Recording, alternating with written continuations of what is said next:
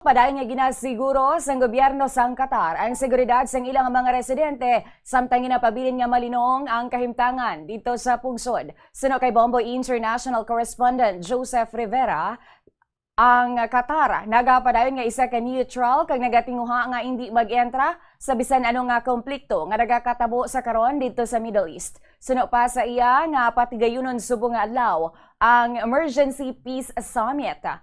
Nagapanguna nga katuyuan sa nga mga summit amo nga ipanawagan sa mga gamhanan nga pungsod nga untatan ang giyera agod malikawan ang mas madamo nga casualties. Dugang pa sini nga luyag sang organisasyon ukon sang We Care for Humanity nga ipahanumdom sa mga pungsod nga labaw sa politika, bugal, ekonomiya kag mga hinganiban ang pinakadako nga madula sa sini nga giyera amo ang kabuhi sang katawan. Nagalaom man ini nga pinaagi sa amo nga summit subong adlaw mahatagan sang inspirasyon ang mga pungsod nga iprioridad ang gugma kag kalinong para sa mas maayo nga palaabuton. Well, at the end of the day,